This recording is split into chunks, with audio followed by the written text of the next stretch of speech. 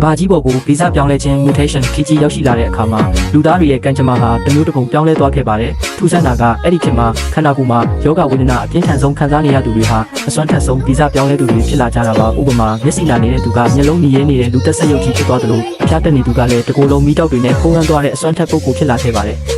ဒါပေမဲ့ကျွန်တော်ကတော့အတိတ်ဘဝတုန်းကကျမ်းမာရေးအလွန်ကောင်းမွန်နေခဲ့လို့ဘာအစွမ်းမှမရရှိခဲ့ပဲအောက်ခြေလူလန်းစားဖြစ်တဲ့လူ corporation ရဲ့ကြောင်းပိုင်းမှာအသေးလဲအလုပ်လုပ်ရင်းအသက်ပြောက်ခဲ့ရပါတယ်ဒါပေမဲ့ကံကြမ္မာကကျွန်တော်ကိုအခွင့်အရေးတစ်ခုထပ်ပေးခဲ့ပါတယ်ကျွန်တော်ဟာဗီဇပြောင်းလဲခြင်းခေတ်မစတင်မီရက်ပေါင်း30အလိုကိုပြန်လည်မွေးဖွားလာခဲ့ပြီး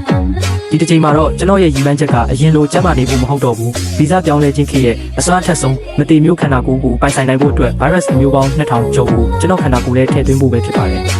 ဒီဗီဇပြောင်း virus တွေဟာအလွန်ဈေးကြီးပြီးရဖို့ခက်ခဲပါတယ်အထူးသဖြင့်ရေဝက်ဝင် water bear ဗီဇဟာအရေးကြီးဆုံးပါအချိန်မဆိုင်ပဲကျွန်တော်ရဲ့တလုံးတဲသောအိမ်ကိုပေါင်နှံပြီးငွေ8,800ရအောင်လုပ်ခဲ့ပါတယ်အဲ့ဒီနောက်လေလံပွဲကျင်းပမဲ့ဟိုတယ်ကိုတန်းသွားခဲ့ပါတယ်ပတ်စံပြနိုင်မှာဝင်ခွင့်ရမဲ့လေလံပွဲကိုကျွန်တော်ဟာဖုန်းထဲကနေရသမျှ online ချင်းငွေ law တွေအကုန်လုံးကိုအကုန်ထုတ်ပြပြီးဝန်ထမ်းတွေအံ့ဩသွားအောင်လုပ်ကအတွင်းကိုဝင်လာခဲ့ပါတယ်ကျွန်တော်ဒီပစ္စည်းကိုအသေးအတန်လိုချင်နေရတဲ့အကြောင်းရင်းရှိပါတယ်အတိတ်ဘဝတုန်းကမတင်မျိုးဘင်းနေလို့နာမည်ကျော်ခဲ့တဲ့နေရွယ်ဆိုတဲ့လူဟာဒီရေဝတ်ဝင်ဗီဇကြောင့်ဒုံးကြီးနဲ့အဖြစ်ခံရရင်တော့ချီရတခုမှမထင်ပဲပြန်လဲရှင်းတန်းနိုင်တဲ့အစွမ်းကိုရခဲ့တာပါသူဟာဒီလေလံပွဲမှာအဲ့ဒီပစ္စည်းကို9သိန်းနဲ့ရခဲ့တာဖြစ်ပေမဲ့အခုတော့ကျွန်တော်ကကြားဖြတ်လူနေမှာပါ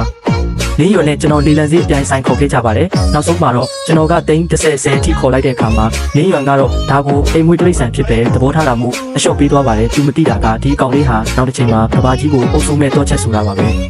လီလံပွဲကအထွက်မှာချန်ရှော့ဆိုတဲ့လူတစ်ယောက်ကျွန်တော်စီရောက်လာပါတယ်သူက American ဇီဝတက်ခွဲတန်းကနေ virus နမူနာတွေကိုခိုးထုတ်ပေးနေတဲ့လှုပ်ဝက်ရောင်းဝယ်သူပါအတိတ်ဘဝမှာလင်းရွယ်ဟာဒီအခွင့်အရေးကိုလက်လွတ်ခဲ့လို့နောက်ရခဲ့တာကိုကျွန်တော်ကောင်းကောင်းကြီးမှတ်မိနေပါတယ်မင်းသိန်း10တောင်အကုန်ခံပြီးဝယ်လဲဆိုတော့နောက်ွယ်မှာအဖွဲစည်းကြီးရှိရမယ်ငါစီမှာရှားပါ virus တွေရှိတယ်တမျိုးကို9သိန်းဈေးမစစ်တဲ့လို့သူကဆိုလာပါတယ်ကျွန်တော်ကတော့အတွေ့အကြုံရှိတဲ့လူပြီးဈေးပြန်စစ်လိုက်ပါတယ်တမျိုးကို3သိန်းပဲပေးမယ်ဒါပေမဲ့မင်းစီမှာရှိတဲ့ရှားပါ virus အမျိုးပေါင်း100ကျော်လုံးကိုကျွန်တော်ကုန်ယူမယ်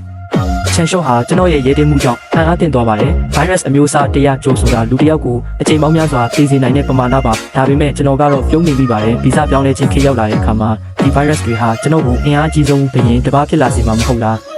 အခုတော့ဗီဇပြောင်းလဲခြင်းခေတ်ရောက်ဖို့30ရက်ပဲလိုပါတော့တယ်နင်းရွယ်တို့လူတွေ corporation တို့လိုအဖွဲ့အစည်းတွေဟာနောက်တစ်ချိန်မှာကျွန်တော်ရဲ့ခြေပွားအောက်မှာပဲဒူးထောက်ရတော့မှာပါစောင့်ကြည့်နေလိုက်ပါ